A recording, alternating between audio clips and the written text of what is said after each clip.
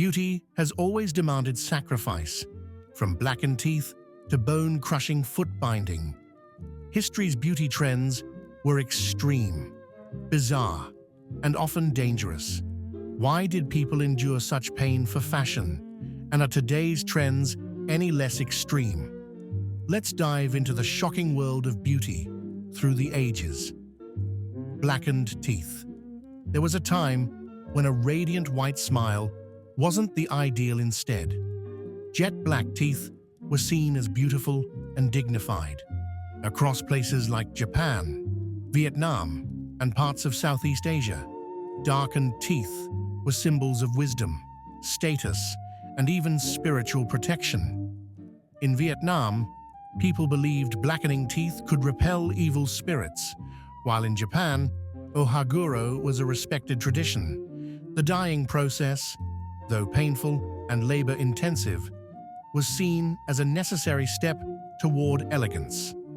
As Western beauty ideals spread, the practice slowly disappeared. But for many, blackened teeth weren't just fashion, they were a meaningful part of cultural identity.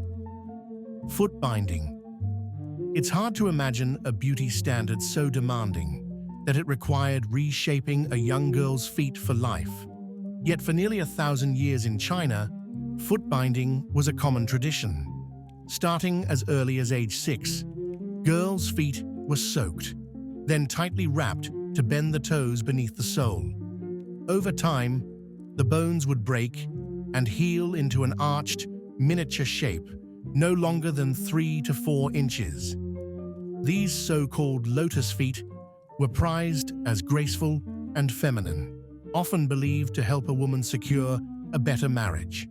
Though painful and prone to infection, the practice was seen as a mark of discipline, elegance, and social status.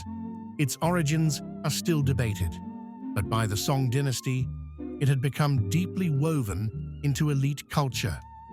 Foot binding was finally banned in 1949, yet it remains a sobering symbol of how far societies have gone to meet an ideal of beauty. The S-bend corset fashion has always pushed limits, but the S-bend corset, introduced in 1906, took shaping the female figure to an extreme. It forced the body into a striking curve, hips pushed back and chest thrust forward, defining the Edwardian era's hourglass look. Unlike earlier corsets that kept the torso straight, this one tilted the pelvis, creating a stiff, arched posture. Dresses with full skirts and high collars highlighted the tiny waist and emphasized bust. Though elegant in appearance, the corset was far from comfortable. Women's movement was restricted, and critics joked they looked like crabs on wheels. By 1909, fashion shifted towards softer, more natural styles, and the S-bend quickly lost favor. High foreheads. It's hard to wrap your head around, but during the Renaissance, the height of fashion involved plucking out your own hair, one strand at a time. For aristocratic women, a high, broad forehead was considered the ultimate sign of intelligence and class. To get the look, they would painstakingly remove hair from their hairline and even pluck their eyebrows into thin, barely there arches. The process was as tedious as it sounds. Women used special tweezers and even pastes made with things like vinegar and walnut oil, which they believed would stop the hair from growing back. If you look at portraits from that era, you'll see noble women with these prominent foreheads, often highlighted by their elaborate gowns and jewels. A famous tastemaker of the time, Isabella d'Este, is thought to have been the model for a painting of Saint Justina of Padua, which perfectly captures this unique beauty standard. While we might shake our heads at the thought of it today, it's a fascinating look into how far people have always been willing to go for fashion. Long fingernails. Talk about a high-maintenance look. In ancient China, having incredibly long fingernails was a clear signal to everyone that you were a person of leisure and wealth. It was a way of broadcasting to the world that you never had to perform manual labor. This tradition existed for thousands of years, with both men and women caring for their nails. During the Ming and Qing dynasties, this trend reached its peak. Noble women would grow their nails to incredible lengths, sometimes several inches long. To keep them from breaking, they wore ornate, decorative guards made of gold, silver, or jade. These weren't just for protection. They were like jewelry for your fingers, another way to show off status. Perhaps the most famous example was Empress Dowager Cixi, whose 6-inch nails were legendary and added to her image of untouchable power. The trend faded after the Qing dynasty fell in 1911, but our love for decorating our nails certainly hasn't. Today's elaborate nail art is a modern echo of this ancient tradition. Which beauty trend from history strikes you as the strangest or most over-the-top? Why do you think so? Eyebrows? You might not think about them much, but eyebrows have told a story for centuries. Back in the Victorian era, people believed a woman's brows could reveal her true character. The ideal look was thick near the nose, tapering to a fine point. But that was just one chapter in the long history of eyebrow trends. In ancient Egypt, both men and women used kohl to darken their brows for beauty and what they believed was spiritual protection. Fast forward to the medieval period, and the fashion was to have a high forehead, so women would pluck their eyebrows almost completely away. Then came the 16th century, when Queen Elizabeth I's red hair was all the rage. Women tried to dye their brows to match, often using dangerous concoctions with lead and mercury that caused their hair to fall out. Even early mascaras were a bit rustic, made from a mix of petroleum jelly and soot. From the super-thin brows of the 1920s to the bold looks of today, it's clear they will always be a powerful part of what we consider beautiful. Beauty patches. Back in the 17th century, a tiny piece of velvet on your face could say a lot about you. In England, these decorative patches, called mouche, became incredibly popular among the upper class. At first, they were just a clever way to cover up a blemish or a smallpox scar. But soon, they evolved into a full-blown fashion statement with a secret language. Women, and even some men, would wear patches in the shape of stars, moons, or hearts. Where you placed it mattered. A patch near your mouth might signal you were feeling flirty, while one near your eye could mean you were feeling passionate. It even got political, with people showing their loyalty to certain factions by wearing patches on one side of the face or the other. Of course, not everyone was a fan. Some critics called them symbols of vanity. It's funny to think that today's star-shaped acne patches are sort of a modern-day version, both practical and a little bit of a statement. Cleavage. How women have presented their décolletage has always reflected cultural ideals of beauty, modesty, and sometimes controversy. In the 17th century, pale skin was the ultimate elegance. Some women went so far as to paint delicate blue veins on their chests to mimic aristocratic transparency, a symbol of refinement and status. Corsets shaped the fashionable figure. Some pushed breasts up and together for dramatic cleavage. Others separated them to follow the trend. By the 1800s, modesty ruled daytime fashion. High-necked, reserved dresses were standard, though evening gowns were still teased with low cuts. Accessories like chokers, lace shawls, and ribbons framed the cleavage, keeping it classy and sophisticated. But not all styles were accepted.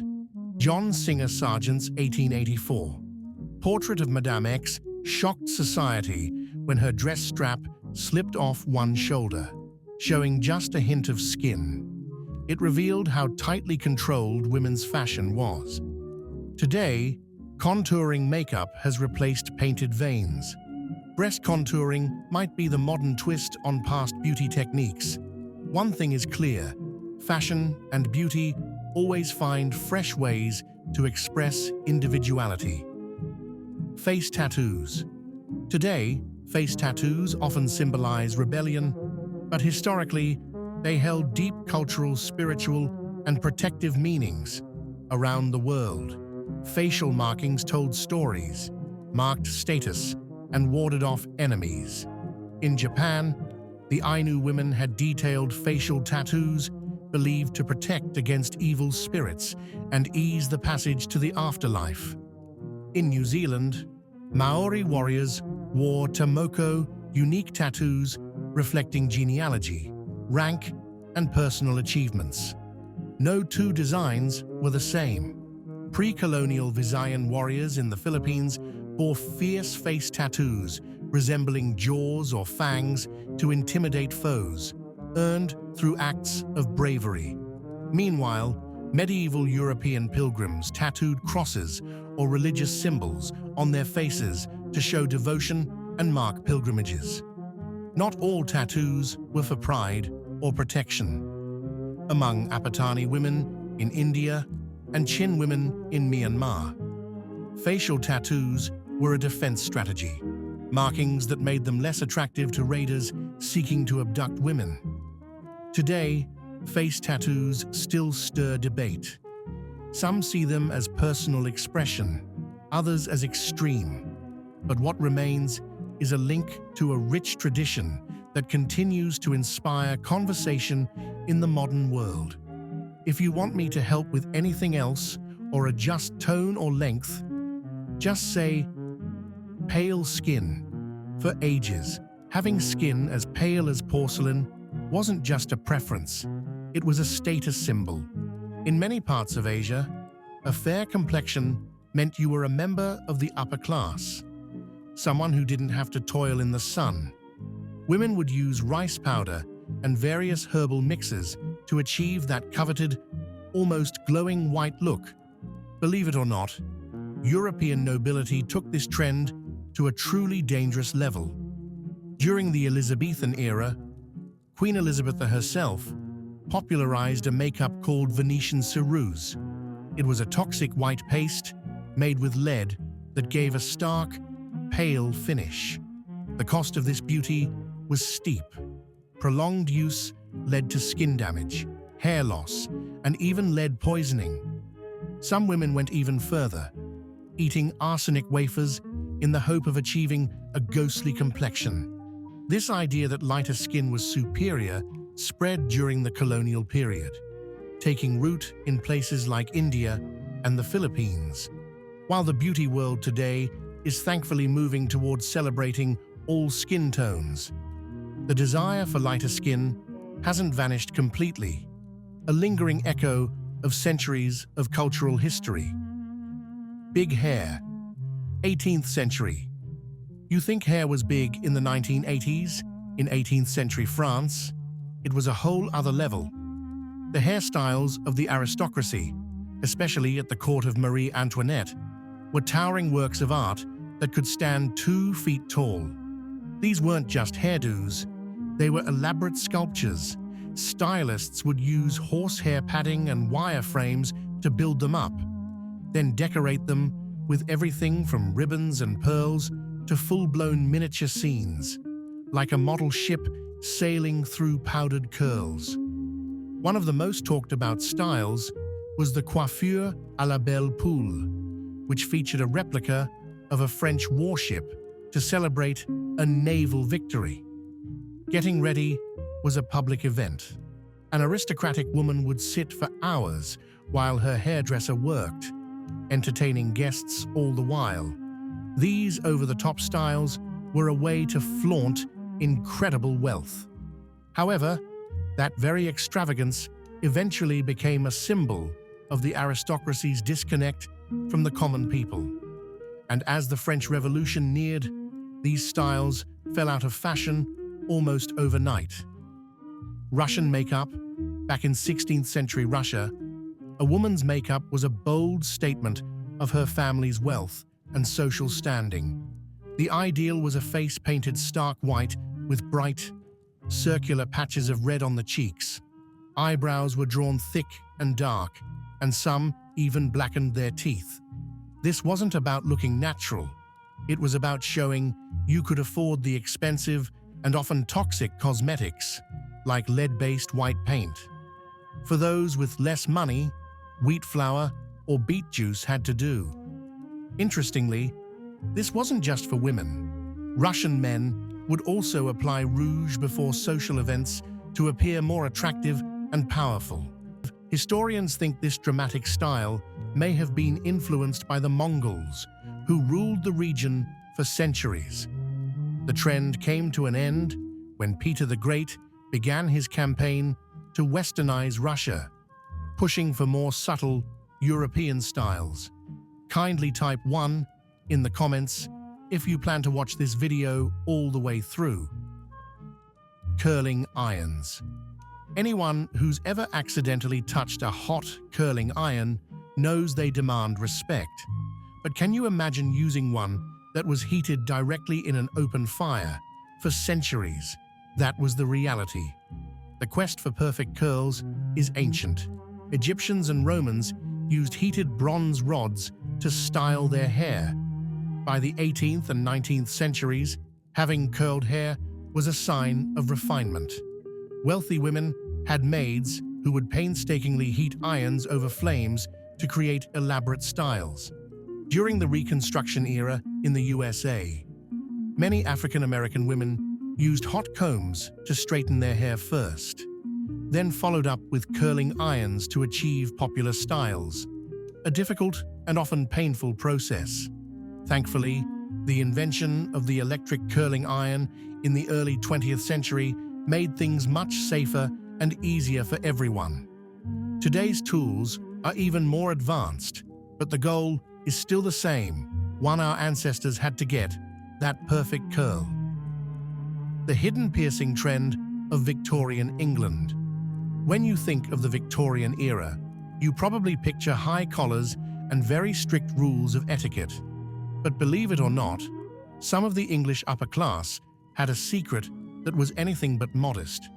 A surprising number of wealthy women were getting their nipples pierced, sometimes even connecting them with a delicate gold chain. It was thought to improve the shape of the bust and enhance sensitivity. Men weren't left out either. As the story goes, the Prince Albert piercing was created to help gentlemen wear the very tight trousers that were in fashion. While this wasn't exactly dinner table conversation, we know it was happening. Letters from the time and even jewelers' catalogs offered rings for these intimate piercings.